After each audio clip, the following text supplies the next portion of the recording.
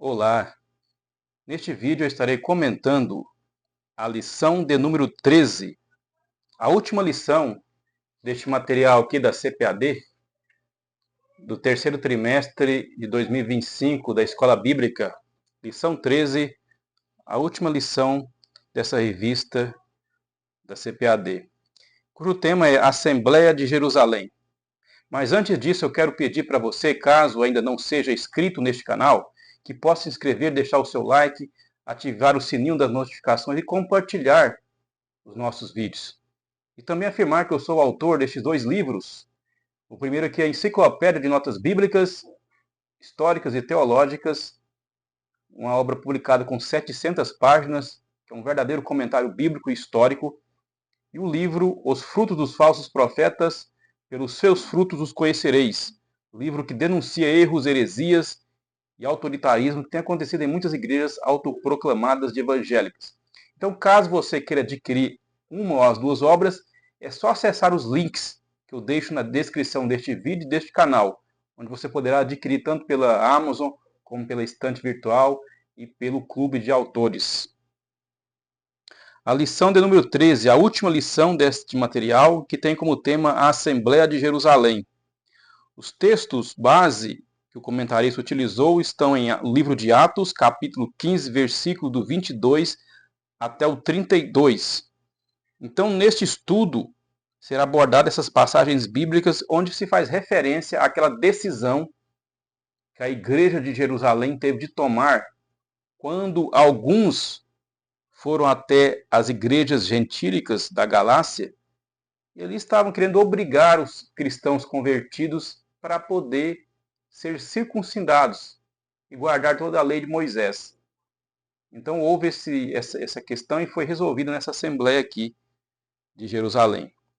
Na introdução tem um trecho que diz o seguinte: um grupo composto por fariseus convertidos à fé insistia que os gentios convertidos deveriam guardar a lei, especialmente o rito da circuncisão.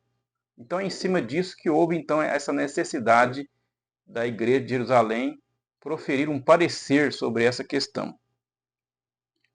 Paulo e Barnabé apresentaram à igreja de Antioquia um relatório sobre a primeira viagem missionária que haviam realizado.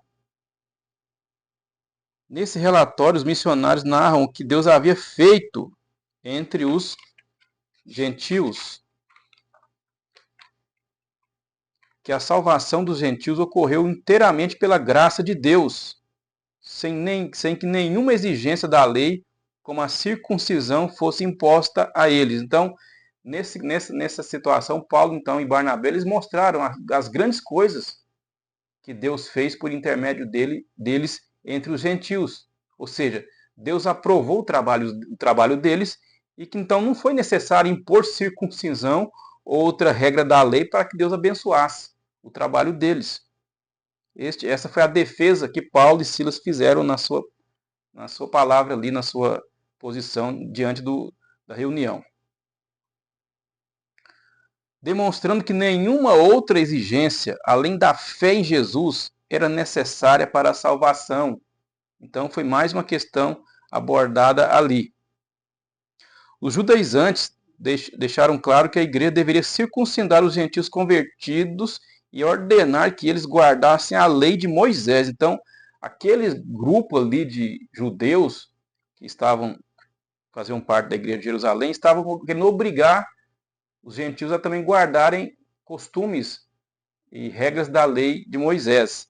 Porque havia uma grande dificuldade no início da igreja, porque como a igreja iniciou em Jerusalém, então todos ali, os membros eram judeus, que estavam na tradição judaica e guardavam costumes e regras da lei de Moisés. Então, para eles era normal.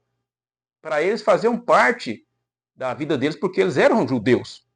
Então a dificuldade estava que eles queriam então obrigar os gentios que não eram judeus a também guardarem os mesmos costumes deles.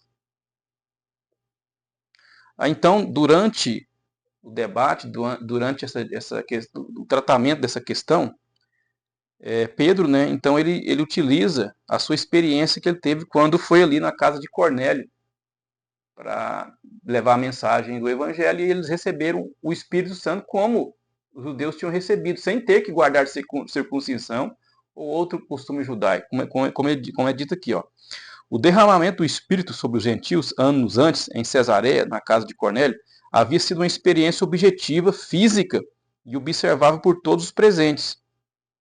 Então Pedro usou isso como defesa de que não necessitava de que os gentios guardassem a lei mosaica. Da mesma forma ali, Paulo deixou claro que o recebimento do Espírito era um fato observável que todos, portanto, tinham consciência de que o haviam recebido. Então, Paulo também usou isso como uma prova de que não havia necessidade dos gentios guardassem costumes como a circuncisão para suas vidas. Tiago, irmão do Senhor Jesus, recorre às profecias para fundamentar sua defesa da aceitação dos gentios na igreja. Ou seja, então Tiago utiliza o Antigo Testamento como prova de que realmente os gentios eles chegariam à igreja. Porque no Antigo Testamento tem as passagens em que fala que os gentios seriam alcançados pela palavra da salvação. Então cada um, tanto Pedro como Paulo e Barnabé e Tiago também deram o seu parecer. Então, diante de tudo isso, veio o parecer da Assembleia de Jerusalém. Eu quero até ler aqui, que está lá em Atos dos Apóstolos, capítulo 15, versículos 28 ao 29, que diz o seguinte: essa foi a decisão que mandaram por escrito para os cristãos gentios. O seguinte: na verdade, pareceu bem ao Espírito Santo e a nós não vos impor mais encargo algum, senão estas coisas necessárias. Agora vem: que vos abstenhais das coisas sacrificadas aos ídolos, e do sangue, e da carne sufocada, e da fornicação. Destas coisas fareis bem, se vos guardardes, bem vos vá. Então, este foi o parecer que a igreja de Jerusalém tomou ali. O texto continua: tendo eles então despedido, partiram para Antioquia e, ajuntando a multidão, entregaram a carta. Então, isso que foi enviado por escrito.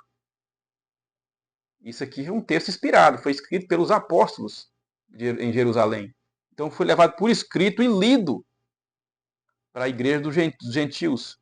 E quando a leram, alegraram-se pela exortação. Então, você vê que a decisão não tem nada de circuncisão. Não tem ordenância para guardar a lei de Moisés. Mas as coisas que eles exigiram aqui envolvem a espiritualidade, ou seja, evitar de comer coisas sacrificadas aos ídolos, porque havia ali um costume na época, né, de quando matavam, às vezes matavam um animal oferecendo ao ídolo, uma divindade pagã. Então, evitar isso aí, para dar um bom exemplo, do sangue, da carne sufocada, que tinha a ver também com isso. E a fornicação, que é a parte da santidade das pessoas, dos cristãos. Não ficar tendo relações sexuais sem compromisso, sem estar casados. Então, focou na parte espiritual, na vida prática dos cristãos gentios, e não em questões de ritos da lei de Moisés. Então, esse aqui é o meu comentário da lição de número 13, a última lição deste material daqui, né, que foi que nós comentamos durante esse tempo, os vídeos, a igreja em Jerusalém. Então, agradeço a você que acompanhou os vídeos, todos esses vídeos aí, e que Deus possa nos abençoar. E até o próximo vídeo, se assim Deus nos permitir.